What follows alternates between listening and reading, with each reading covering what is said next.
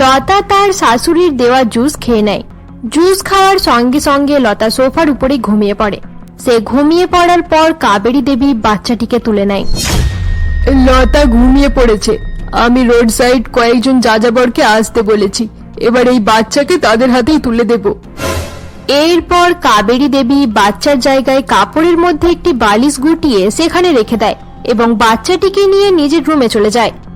কিছু সময় পর দুই যাযাবর মহিলা কাবেরী দেবীর কাছে আসে। ভালো করে শোনো, এই বাচ্চাটিকে নিয়ে অনেক দূরে চলে যেও। যদি কোনোভাবে তোমরা ধরা পড়ে যাও তাহলে ভুলেও বলবে না যে আমি এই কাজটা করিয়েছি। তোমরা বলবে যে এটা তোমার সন্তান। তারপরেও যদি কেউ বিশ্বাস না করে তাহলে বলবে তুমি এই শিশুকে জলে ভাসিয়ে দিয়েছিলে। এটাই তোমার জন্য যথেষ্ট। ঠিক আছে কাকিমা, এমনটাই করব। এবার কিছু টাকা দিলে ভালো হয়। এই নাও, তোমাদেরকে 10,000 টাকা দিচ্ছি। মনে থাকে যেন, কেউ যেন না জানতে পারে। কেউ কিচ্ছু জানতে পারবে না কাকিমা, তোমাকে এত চিন্তা করতে হবে না। যাযাবর মহিলা কাবেরী দেবীর থেকে টাকা এবং বাচ্চাটিকে নিয়ে বাড়ি থেকে বেরিয়ে পড়ে। তারা যখন বাগানের দিক থেকে বাইরে যাচ্ছিল এমন সময় সুরেশ তাদেরকে দেখে ফেলে এবং তাদের কাছে গিয়ে বাচ্চাটিকে কেড়ে নেয়। এটা তো আমার মেয়ে, তোমার সাহস কি করে হলো? তোমরা আমাদের বাড়িতে এসে আমার বাচ্চাকে চুরি করেছো? আরে দাদা, আমরা কেন সন্তান চুরি করতে যাব? এটা আমার বাচ্চা, আমি বাচ্চাটিকে জলে ভাসিয়ে দিয়েছিলাম। আচ্ছা, এটা তোমার মেয়ে। এবার বলো, এই মেয়েটার জন্মের কতদিন হয়েছে? 20 দিন নাকি 25 দিন? দাদা, 20 দিন হয়েছে। আরে না না না, 25 দিন হয়েছে। আচ্ছা, এই ব্যাপার। এই বাচ্চাটি জন্ম নেওয়ার 1 সপ্তাহ পূরণ হয়নি এখনো। তোমরা দাঁড়াও, আমি পুলিশ ডাকছি। পুলিশ এসে সবকিছু ঠিক করবে। কি বললেন? পুলিশ? না দাদা, পুলিশকে ডাকতে হবে না। কাকিমা আমাদেরকে এসব করতে বলেছিল, সাথে 10,000 টাকাও দিয়েছে। না হলে আমরা কোনোদিনও এরকম কাজ করতাম না। যাযাবর মহিলা ভয় পেয়ে সুরেশকে সমস্ত সত্যি কথা জানিয়ে দেয়। অপরদিকে কাবেরী দেবী দূরে দাঁড়িয়ে সবকিছু দেখে। সর্বনাশ হয়ে গেল। মেয়েটা সব সত্যি কথা বলে দিল। আমার এত টাকাও জলে চলে গেল। যাই, এবারে গিয়ে নিজেকে বাঁচানোর চেষ্টা করি। কি রে মেয়ে, তুই এত মিথ্যে কথা বলছিস কেন? আমি তো কোনোদিনও তোকে দেখিনি। আচ্ছা, এবার না চেনার নাটক করছো? তুমি নিজেই ফোন করে আমাদেরকে এখানে ডেকেছিলে। মা, আমি কোনোদিন ভাবিনি যে তুমি এরকম কাজ করতে পারবে। এই ছোট বাচ্চা তোমার কি ক্ষতি করেছিল? তুমি কেন এর পেছনে পড়ে আছো? সুরেশ, আগে তুই আমার কথাটা শোন। আমি এদেরকে চিনি না। সুরেশ আর কোনো কথা না বলে বাচ্চাটিকে নিয়ে বাড়ির ভেতরে চলে আসে। কিছু সময় পর লতার জ্ঞান ফিরে আসে। লতা তখনও ঝিমিয়েছিল। লতা, তুমি এত কেয়ারলেস ভাবে আমাদের বাচ্চাটিকে রেখে ঘুমিয়ে পড়েছিলে কেন? মা দুজন রোড সাইড মহিলাকে বাচ্চাটা দিয়ে দিয়েছিল। আমি না দেখলে তারা আমাদের মেয়েকে নিয়ে চলে যেত। সুরেশ, আমি তো বাচ্চাকে ঘুম পাড়ানোর জন্য রুমে যাচ্ছিলাম। সেই সময় মা এসে আমাকে জুস খেতে দিয়েছিল। সেই জুসটা খাবার পর আমি কখন ঘুমিয়ে পড়লাম আমার তো আর কিছুই মনে নেই। তার মানে মা তোমার জুসের মধ্যে কিছু মিশিয়ে দিয়েছিল? তুমি কি বলছো? আমি তো কিছুই বুঝতে পারছি না। মা আমার জুসের মধ্যে কিছু মেশাতে যাবে কেন? লতা, মা যেই কাজ করেছে এবার থেকে আমি তার উপর বিশ্বাস করতে পারবো না। শোনো, আজকের পর থেকে তুমি মায়ের উপর বিশ্বাস করবে না এবং তার দেওয়া কিছু খাবে না। এরপর সুরেশ লতাকে সমস্ত কথা জানিয়ে দেয়। সবকিছু শোনার পর লতা বলে, সুরেশ, আমার অনেক ভয় করছে। চলো আমরা এই বাড়ি ছেড়ে অন্য কোথাও চলে যাই। এখানে থাকা আমাদের আর একদমই ঠিক হবে না। আজ মা এরকম করেছে, কাল যদি পিঙ্কি আর তোমার ভাই এরকম কিছু করে তাহলে কি হবে? হ্যাঁ, এটা হতে পারে, কিন্তু আমি এই বাড়ি ছেড়ে কোথাও যেতে পারবো না লতা। বাবা প্রথম থেকে চাইতো আমরা 2 ভাই যেন একসঙ্গে থাকি, তাই আমি এই বাড়ি ছাড়তে পারবো না। আমাকে ক্ষমা করে দাও লতা, কিন্তু তোমাকে এবার থেকে সাবধানে থাকতে হবে। ঠিক আছে, আমি সাবধানে থাকবো। সেই দিনের পর থেকে সুরেশ তার মায়ের সঙ্গে কথা বলা বন্ধ করে দেয়। কাবেরী দেবী যখনই সুরেশের সঙ্গে কথা বলতে আসতো সুরেশ তাকে এক কথায় উত্তর দিয়ে সেখান থেকে চলে যেত। এরকমই একদিন কাবেরী দেবী এবং পিঙ্কি যখন হলরুমে বসেছিল। মা, আমার ডেলিভারির সময় হয়ে এসেছে। আপনি এখনো সেই অবৈধ বাচ্চাটিকে বাড়ি থেকে বার করেননি কেন? আমি আর কি করব পিঙ্কি, আমার বড় বৌমা একটা কলঙ্ক। নিজের থেকে সন্তান জন্ম দিতে পারেনি, তাই মন্দির থেকে বাচ্চা কুড়িয়ে এনেছে। আমি নিজের ছেলের কাছে একবার ধরা পড়ে গেছি। সে আমার সঙ্গে কথা বলা বন্ধ করে দিয়েছে। তাহলে কি আমার সন্তান সেই অবৈধ সন্তানের সঙ্গে মানুষ হবে? না পিঙ্কি, আমি এত সহজে হার মানবো না। তুমি আমার উপর ভরসা রাখো, আমি কোনো একটা উপায় বার করবই।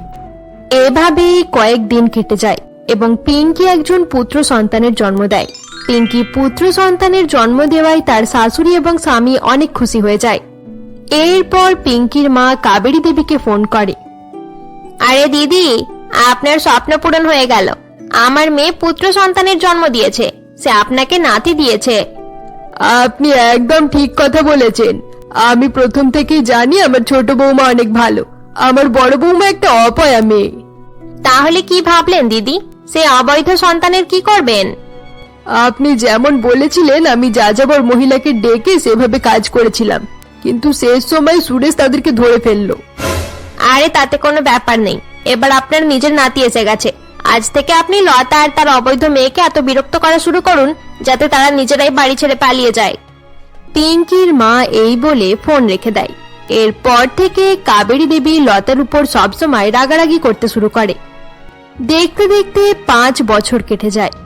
লতার মেয়ে একটু একটু বড় হওয়ার সঙ্গে সঙ্গে কাবেরী দেবী তার উপরেও রাগারাগি করতে শুরু করে। সে পিঙ্কির ছেলেকে নতুন নতুন খেলনা এনে দিত এবং লতার মেয়েকে সবসময় বকাবকি করে তাড়িয়ে দিত। একদিন কাবেরী দেবী যখন বাজার থেকে ফিরে আসে। আরে পিঙ্কি, আমার নাতি কোথায়? সে অনেক সময় থেকেই সে অবৈধ মেয়ের সঙ্গে খেলাধুলা করছে। কাবেরী দেবীর আওয়াজ পেয়ে পিঙ্কির ছেলে ছুটে ছুটে তার কাছে আসে। ঠাকুমা, আমার জন্য কি এনেছো? এই নে, আমি তোর জন্য চিপস এনেছি, ভালো করে খাস। ঠাকুমা, আমার জন্য কি এনেছো? তুই কে যে আমি তোর জন্য বাজার থেকে কিছু কিনে আনবো? তুই আমাদের কেউ নয়। আর একটা কথা, আমাকে ঠাকুমা বলে ডাকবি না, আমি তোর কেউ নয়। যা নিজের মায়ের কাছে যা, পরের বার থেকে আমার নাতির সঙ্গে খেলাধুলা করবি না একদম। ঠাকুমা, এই মেয়েটা আমাদের ঘরের কেউ নয়, তাহলে মেয়েটা কে? এই মেয়েটা মন্দিরে পড়েছিল, ভিখিরি ঘরের মেয়ে। এই মেয়ের সঙ্গে বেশি খেলাধুলা করবি না। কাবেরীর মুখে এরকম কথা শুনে লতার মেয়ে কান্নাকাটি শুরু করে দেয়। সেই সময় সেখানে লতা চলে আসে। মা, একটা বাচ্চা মেয়েকে এভাবে বলছেন কেন? সত্যি কথা বলতে আবার লজ্জা কিসের? এমনিতেই পরে সে আসল কথাগুলো জানতেই পারবে, তাই আগে থেকেই তাকে আমি জানিয়ে দিলাম। মা, আপনি বাচ্চা মেয়েকে এরকম করে বলছেন কেন? আমি আর সুরেশদের বাবা মা। এই নাও, এবার দিদি তোমার উপর রাগ দেখানোর চেষ্টা করছে। তোমার যখন এতই কষ্ট হচ্ছে তাহলে তুমি মেয়েটাকে নিয়ে এখান থেকে অন্য কোথাও চলে যাচ্ছ না কেন? এই মেয়ে আমার ছেলের সঙ্গে খেলাধুলা করে, এটা আমার মোটেও ভালো লাগে না। তোমার যখন দুজনের খেলা একসঙ্গে পছন্দ হয় না, তাহলে তুমি নিজের ছেলেকে নিয়ে এখান থেকে চলে যাচ্ছ না কেন? এত কিছু বলার আগে তোমার একবার ভেবে দেখা দরকার ছিল। তুমি একজন গ্রামের মেয়ে, তুমি মাধ্যমিকও দিয়েছো কিনা তারও ঠিক ঠিকানা নেই, তাই অন্য কারোর ব্যাপারে কথা বলা বন্ধ করো। হ্যাঁ, পড়াশোনা করি আর নাই করি তাতে কি হয়েছে? আমি একটা ছেলের জন্ম দিয়েছি, এই বাড়িতে আমার জন্য একটা পুত্র সন্তান আছে, এটাই যথেষ্ট। তুমি তর্ক করার আগে নিজের কথা ভাবো। একটা সন্তানের জন্ম দিতে পারলে না, তার উপর আবার বড় বড় কথা বলছে। একদম মুখ সামলে কথা বলো পিঙ্কি। পিঙ্কি তো একদম ঠিক কথাই বলছে। নিজের মেয়েকে সামলে রাখো, তাকে যেন আমার নাতির আশেপাশেও না দেখতে পায়। লতার ছোট মেয়ে জুলিকে কেউই পছন্দ করত না, সবাই তার উপর রাগারাগি করত। মেয়েটা 5 বছর বয়সে সবকিছু বুঝতে পেরে গিয়েছিল যে এই পৃথিবীতে তার বাবা মা ছাড়া আর কেউই নেই। এভাবেই দেখতে দেখতে আরো 5 বছর কেটে যায় এবং লতার মেয়ে 10 বছরের হয়ে ওঠে। আরে জুলি, তুমি এত দুঃখী হয়ে বসে আছো কেন? তোমার ঠাকুমা আবার কিছু বলেছে? মা, আমি কি এই বাড়ির কেউ নয়? এই বাড়িতে আমার সঙ্গে কেউ কথা বলে না, কেউ আমাকে ভালোবাসে না। আস্তে আস্তে সবকিছু ঠিক হয়ে যাবে জুলি, আমার তোমার উপরে বিশ্বাস আছে মা। তুমি একদিন অনেক বড় হবে, সবাই তোমার অনেক সম্মান করবে। এ নাও, আমি তোমার জন্য বই নিয়ে এসেছি। পড়াশোনার মাধ্যমেই তোমার জীবনে উন্নতি হবে, তুমি বইয়ের সঙ্গে বন্ধুত্ব করে নাও। তোমার মা একদম ঠিক বলেছে জুলি, তুমি এই বইয়ের সঙ্গে বন্ধুত্ব করে নিলে সবাই তোমাকে পছন্দ করবে এবং তোমার সঙ্গে বন্ধুত্ব করতে চাইবে। তার মানে আমি বইয়ের সঙ্গে বন্ধুত্ব করে নিলে সবকিছু ঠিক হয়ে যাবে? এরপর থেকে জুলি বেশিরভাগ সময় পড়াশোনা করত এবং ধীরে ধীরে সে পড়াশোনায় অনেক ভালো হয়ে ওঠে। অপরদিকে হল রুমে। এই নে রাজু, আরো একটু খেয়ে নে। না ঠাকুমা, আমার পেট ভরে গেছে, আমি আর খেতে পারবো না। কেন খাবি না? তোর ঠাকুরমা যেমন বলছে তেমন কর, খাওয়া দাওয়া কমিয়ে দিলে রোগা হয়ে যাবি। আচ্ছা রাজু, তোর টিচার বলছিল তুই ভালো করে পড়াশোনা করিস না। একটা কথা মনে রাখিস, তোকে সব সময় জুলির থেকে বেশি নাম্বার আনতে হবে। কি বললে? আমাকে জুলি থেকে বেশি নাম্বার পেতে হবে? এটা কোনোদিন সম্ভব নয় ঠাকুমা। সে সব সময় বই নিয়ে পড়ে থাকে, সে সব কিছু জানে, এমনকি সে আমাদের টিচারের থেকে বেশি জানে। সে পড়াশোনায় ভালো, তাতে কি হয়েছে? তুইও ভালো করে পড়াশোনা করতে শুরু করে দে। পড়তে বসে সবসময় তোর ঘুম পেয়ে যায়, আর তোর ঠাকুরমার কাছে গল্প শুনতে চাস। তুই কখনো ঠিকভাবে পড়তে বসিস না। আরে মা, ছোটবেলা থেকে আমি এসবই শিখেছি। ভালো করে খাও, ভিডিও গেম খেলো, আর গল্প শুনতে শুনতে ঘুমিয়ে পড়ো। এবার হঠাৎ করে কিভাবে সবকিছু ছেড়ে দেব? তাছাড়া তোমরা দুজন মিলে আমাকে জুলি থেকে আলাদা করে দিলে। আমি তার সঙ্গে থাকলে আমার পড়াশোনা ভালো হয়ে যেত। তোর দ্বারাই কিচ্ছু হবে না। ভালো করে আমার কথা শুনে রাখ, আজ সারা রাত তোকে পড়াশোনা করতে হবে। এরপর পিঙ্কি এবং তার শাশুড়ি সেখান থেকে চলে যায়। মা এবং ঠাকুমা নিজেরাই আমার অভ্যাস খারাপ করে দিয়েছে, এখন হঠাৎ করে আমাকে পড়াশোনা করতে বলছে। এদের কথা বাদ দিয়ে রুমে গিয়ে কোনো সিনেমা দেখি। এরকমই একদিন স্কুলে। তোমরা কারা কারা নেপালের রাজধানীর নাম জানো? হাত তোলো তো। ম্যাডাম, আমি পারবো। আরে বাহ জুলি, এই প্রশ্নের উত্তর শুধু তুমিই জানো। বলো তবে এর উত্তর কি হবে? ম্যাডাম, নেপালের রাজধানীর নাম কাঠমান্ডু। জুলি সব প্রশ্নের উত্তর পারে, নিশ্চয় কাকিমা জুলিকে সবকিছু শিখিয়েছে। রাজু সবসময় ভাবতো তার পড়াশোনা খারাপ হওয়ার পেছনে তার মূর্খ মায়ের দোষ। রাজু সবসময় দেখতো তার কাকিমা জুলিকে পড়তে বসায় এবং পড়াশোনায় তার হেল্পও করে এবং পড়াশোনায় তার সাহায্যও করে। সে মনে মনে নিজের কাকিমাকে খুব সম্মান করত, কিন্তু নিজের মা এবং ঠাকুমার ভয়ে সে জুলির সঙ্গে কথা বলতো না এবং পড়াশোনায় তার সাহায্যও চাইতে পারতো না। আমার মা যদি পড়াশোনা জানতো তাহলে আমিও পড়াশোনায় ভালো হতাম, তাহলে ক্লাসে উত্তর দিতে পারতাম। দেখতে দেখতে রাজু এবং জুলি বড় হয়ে ওঠে এবং উচ্চ মাধ্যমিকে পড়তে শুরু করে। একদিন লতা যখন তার মেয়েকে পড়াশোনায় সাহায্য করছিল, এমন সময় তার শাশুড়ি সেখানে আসে। কি রে লতা, এখানে বসে বসে এই অবৈধ মেয়ের পেছনে সময় নষ্ট করছিস কেন? যা তাড়াতাড়ি খাবার রান্না কর, বাড়িতে কিছু আত্মীয় আসবে। মা, কয়েকদিন পর জুলির পরীক্ষা আছে, তাই আমি তার পড়াশোনাতে সাহায্য করছি। আপনি বরং পিঙ্কিকে বলে দিন, সেই রান্না করে নেবে। কি বললে? পিঙ্কি রান্না করবে? সে রান্না করলে রাজুর পড়াশোনা কে দেখবে? তুমি বেশি কথা না বলে গিয়ে রান্নাটা করো। রাজু আবার কখন পড়াশোনা করে? তাছাড়া পিঙ্কি ঝগড়া করা ছাড়া আর কিছুই পারে না। সে কিভাবে রাজুকে পড়াশোনা করাতে সাহায্য করবে? এই জুলিকে নিয়ে তুই বড্ড অহংকার করিস। খুব তাড়াতাড়ি তোর অহংকার শেষ হয়ে যাবে। আমার নাতি রাজু ভালোভাবে পড়াশোনা করা শুরু করে দিয়েছে। দেখিস আমার রাজু কিভাবে জুলিকে পেছনে ফেলে দেয়। রাজু যদি সত্যি সত্যি ভালো পড়াশোনা করে তাহলে আমি অনেক খুশি হব মা। আমিও চাই সে পড়াশোনাতে অনেক ভালো হোক। এবার আপনি যান, না হলে জুলির পড়া খারাপ হয়ে যাবে। ফালতু কথা বলা বন্ধ করো তো, চুপচাপ এখান থেকে চলো আর রান্না করো। এখানে কি হচ্ছে মা? লতা প্রতিদিন রান্না করে, আজ পিঙ্কিকে বলে দাও, সে রান্না করে দেবে। এবার তুইও চলে এসেছিস, বেশি লতার সাপোর্ট করতে হবে না। মা, আমি লতার স্বামী, আমি যে কোনো অবস্থায় তার সঙ্গে থাকবো। লতা যখন বলে দিয়েছে আজ সে রান্না করবে না, তাহলে সে করবে না। এবার তুমি এখান থেকে চলে যাও। আচ্ছা এই ব্যাপার, ঠিক আছে আমি চলে যাচ্ছি। এরপর কাবেরী সেখান থেকে চলে যায় এবং পিঙ্কিকে গিয়ে সমস্ত কথা বলতে থাকে। ওই অবৈধ মেয়েটার জন্য লতার এত অহংকার। লতা আমার ছেলেকে আমার বিরুদ্ধে করে দিয়েছে। এবার আমিও দেখছি ওই জুলি কিভাবে নিজের পরীক্ষা দেয়। মা, আমি তো প্রথম থেকেই বলেছিলাম এই মেয়েটাকে আমাদের বাড়িতে রাখা ঠিক হয়নি, কিন্তু আপনি আমার কথা শোনেননি। এবার দেখুন তার জন্য আমার ছেলের মাথার উপর কত চাপ পড়ছে। আপনি তাড়াতাড়ি কিছু একটা করুন যাতে সে পরীক্ষা না দিতে পারে। তুমি ঠিক বলেছ বৌমা, আমাকেই কিছু একটা করতে হবে। একদিকে জুলি পরীক্ষার জন্য দিনরাত পড়াশোনা করতে থাকে, অপরদিকে রাজু পড়াশোনা বন্ধ করে সারাদিন সিনেমা দেখে এবং ভিডিও গেম খেলে সময় কাটাতে থাকে। রাজু ভালো করেই জানতো যে সে যতই পড়াশোনা করে নিক না কেন ভালো নাম্বার আনতে পারবে না। এরকমই একদিন। ম্যাডাম, আমি আপনাদের কারেন্টের বিল নিয়ে এসেছি। 2 মাস থেকে আপনাদের কারেন্টের বিল দেওয়া হয়নি। এখনই 2 মাসের বিল একসঙ্গে দিয়ে দিন, না হলে আপনাদের কারেন্ট কেটে দেওয়া হবে। আচ্ছা এই ব্যাপার, আমিও এটাই চাই। 15-20 দিনের জন্য আমাদের কারেন্ট কেটে দাও। আরে এটা তো আজব মহিলা, সে হয়তো ভাবছে আমি মজা করছি। ঠিক আছে, আমি তাহলে কারেন্টের লাইন কেটে দেব। এরপর ইলেকট্রিশিয়ান সেখান থেকে চলে যায়। 3 দিন পর জুলি এবং রাজুর উচ্চ মাধ্যমিক পরীক্ষা শুরু হওয়ার ছিল, কিন্তু কাবেরী দেবী বাড়ির কারেন্ট কানেকশন কেটে দিয়েছিল। এরপর দুপুর বেলায়, মা দেখো না কত দেরি হয়ে গেল, এখনো কারেন্ট আসছে না। আমি গরমে ভালোভাবে পড়াশোনা করতে পারছি না। তাছাড়া রাতেও যদি কারেন্ট না আসে তাহলে কি করে পড়াশোনা করব? বিনা কারণে তো কোনোদিনই এত সময় পর্যন্ত কারেন্ট যায় না। তাছাড়া মা বলছিল ইনভার্টারটাও খারাপ হয়ে গেছে। না মা, ইনভার্টার খারাপ হয়নি। আমি এইমাত্র দেখলাম ঠাকুরমা সবার রুম থেকে ইনভার্টারের কানেকশন কেটে দিয়ে রাজুর রুমে লাগিয়ে দিয়েছে। কি, তোর ঠাকুমা এরকম করেছে? এরপর লতা তার মেয়েকে নিয়ে শাশুড়ির কাছে আসে এবং তাকে সমস্ত কথা জানায়। আমি যা করেছি একদম ঠিকই করেছি। কারেন্ট না থাকলে আমার নাতির পড়াশোনা করতে খুব অসুবিধে হবে, তাই ইনভার্টারের কানেকশন রাজুর রুমে থাকবে। কিন্তু মা, আমার মেয়ের পড়াশোনার কি হবে? এই মেয়ে আমার কেউ নয়, তাই আমি একে নিয়ে ভাবি না।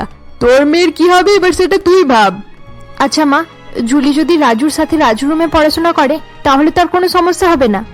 খবরদার লতা, এই মেয়েটা যেন আমার ছেলের কাছাকাছিও না যায়। এই মেয়েটা আমার ছেলের রুমে যাওয়ার যোগ্য নয়।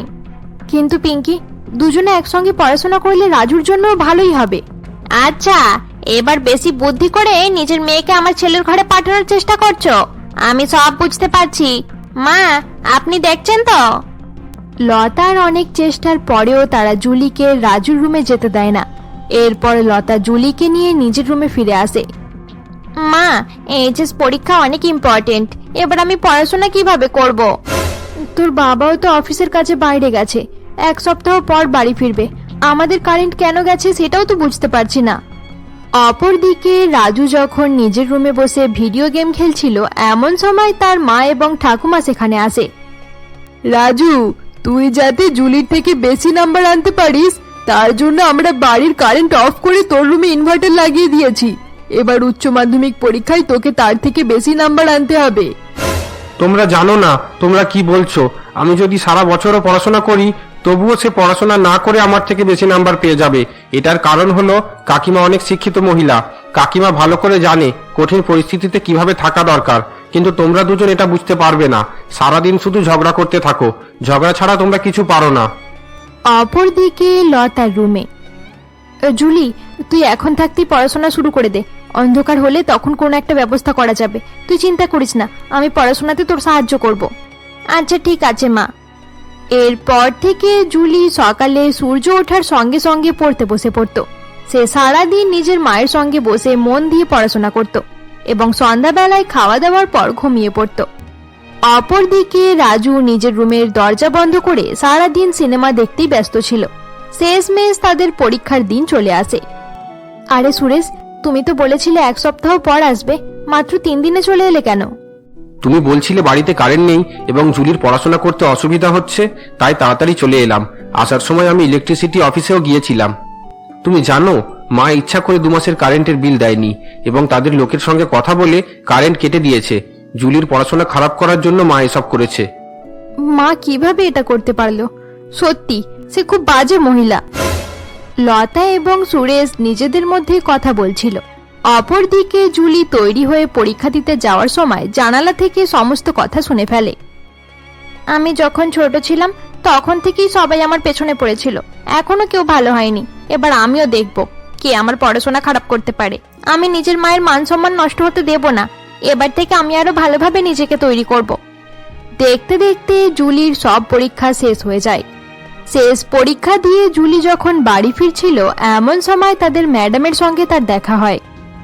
আচ্ছা জুলি, তোমার ভাই রাজু আজ পরীক্ষা দিতে এলো না কেন? সে কি জানে না যে পরীক্ষা মিস করলে সে ফেল হয়ে যাবে? কি বললেন? রাজু পরীক্ষা দিতে আসেনি? আমি তো জানি না ম্যাডাম, সে আমারও আগে বাড়ি থেকে বেরিয়েছিল। এরপর জুলি বাড়ি ফিরে যায়। সেদিন সন্ধ্যাবেলায় বাড়ির সকলে চিন্তিত হয়ে বসে থাকে, কিন্তু রাজু তখনও বাড়ি ফিরে আসে না। জুলি সকলকে বলে দিয়েছিল যে রাজু আজ পরীক্ষা দিতে যায়নি। সবাই রাজুর অপেক্ষা করছিল। এমন সময় রাজুর বাবার ফোনে ফোন আসে। এই তো রাজুর বন্ধু সূর্য ফোন করেছে। হ্যালো, হ্যাঁ বাবা সূর্য, বলো, রাজুর ব্যাপারে কিছু জানা গেছে? হ্যাঁ কাকু, খোঁজ পাওয়া গেছে। আমি কয়েকটা সিনিয়রকে নোটস ফেরত দিতে গিয়েছিলাম এবং সেখানে গিয়ে দেখলাম রাজু তাদের সঙ্গে বসে নেশা করছে। এরপর রাজুর বাবা আর দেরি না করে সুরেশকে সঙ্গে নিয়ে বাড়ি থেকে বেরিয়ে পড়ে। তারা সূর্যের দেওয়ার ঠিকানায় গিয়ে জানতে পারে রাজু সেখানে নেই এবং অতিরিক্ত নেশা করে অজ্ঞান হয়ে যাওয়ার কারণে তাকে হসপিটালে অ্যাডমিট করা হয়েছে। এরপর সঙ্গে সঙ্গে তারা হসপিটালে পৌঁছায়। ডাক্তারবাবু, রাজু আমার ছেলে। রাজুর কি হয়েছে? আপনি এমন করে বলছেন যেন কিছু জানেন না। আপনার ছেলে নেশাখোর, তবে এখন চিন্তা করার কোনো ব্যাপার নেই। আমরা চিকিৎসা করে দিয়েছি, আস্তে আস্তে তার জ্ঞান ফিরে আসবে, তারপর আপনি তাকে নিয়ে বাড়ি যেতে পারবেন। এরপর রাতের বেলায় রাজু সুস্থ হয়ে গেলে রজত তাকে নিয়ে বাড়ি ফিরে আসে। এসব কিছুই দেখতে বাকি ছিল। আমরা তোকে নিয়ে কত আশা রেখেছিলাম, কিন্তু তুই আমাদের মান সম্মান শেষ করে দিলি। তুই নিজের পরীক্ষা না দিয়ে বন্ধুদের সঙ্গে নেশা করতে গিয়েছিলি। তোকে আমি বারবার বলেছিলাম ভালো করে পরীক্ষা দিতে হবে, তাহলে কেন আড্ডা দিতে গিয়েছিলি? এবার চুপ করে দাঁড়িয়ে আছিস কেন? তোমাদের এইসব স্বভাবের জন্য আমি বাড়িতে আসতে চাই না। তোমরা কেন আমার উপর এত চাপ দাও? আমরা তোকে এত ভালো ভালো খাবার খাওয়াই, তোর ঠাকুরমা তোকে নতুন নতুন জিনিস এনে দেয়, এসবের পরেও তুই পড়াশোনা করিস না কেন? তোর জন্যই সেই অবৈধ মেয়েটা তোর থেকে এগিয়ে গেল, তুই তার মায়ের সামনে আমাকে হারিয়ে দিলি। মা, জুলি প্রথম থেকে অনেক ভালো পড়াশোনা করে, কারণ কাকিমা অনেক শিক্ষিত মহিলা, কি করে পড়াতে হয় সে ভালো করে জানে। কিন্তু তুমি আর ঠাকুমা ছোটবেলা থেকে আমাকে শুধু খাওয়া দাওয়া করা আর আনন্দ করা শিখিয়েছো, এবার হঠাৎ করে বলছো ভালো করে পড়াশোনা করতে। এটা কিভাবে সম্ভব? তাছাড়া আমি ভালো করে জানতাম যে শেষের পরীক্ষা দিলেও আমি ফেল করব আর না দিলেও ফেল করব, তাই আমি শেষের পরীক্ষাটা দিলাম না। বাবা রাজু, যা হওয়ার ছিল হয়ে গেছে, এবার তুই কি চাস? বাবা, আমি স্বাধীনতা চাই। আমার উপর এত প্রেসার দেওয়া বন্ধ করো। আমাকে জুলির সঙ্গে কম্পিটিশন করতে বলো না। জুলির সঙ্গে কম্পিটিশন করার আর কিছুই নেই, সে তোর থেকে আগে বেরিয়ে গেছে, তুই কোনো কাজের নয়। রাজু, তুই চিন্তা করিস না, এবার ভালো করে পড়াশোনা করিস, যেন পরের বছরে উচ্চ মাধ্যমিক পরীক্ষা ঠিকঠাক ভাবে দিতে পারিস। ঠিক আছে তো? হ্যাঁ বাবা, আমি চেষ্টা করব। তুই যেমন করে পারিস উচ্চ মাধ্যমিক পরীক্ষা পাস করে নে, তারপর আমি নিজের কোম্পানিতে কথা বলে তোকে কোনো একটা চাকরিতে লাগিয়ে দেব। নিজে তো একটা ছোটখাটো চাকরি করছো, এবার চাইছো আমাদের ছেলেটাও তোমার মতো ছোটখাটো কাজ করে নিজের জীবন কাটাক। শোন রাজু, আমি তোকে আবার বলছি, পরের বছর ভালো নাম্বারে উচ্চ মাধ্যমিক পাস করতে না পারলে আমি তোকে বাড়ি থেকে বার করে দেব। বন্ধুরা, আজকের জন্য এতটাই। গল্পটি তোমাদের ভালো লেগে থাকলে অবশ্যই লাইক করে দিও, আর পরবর্তী পর্ব দেখার জন্য এখনই আমাদের চ্যানেলকে সাবস্ক্রাইব করো।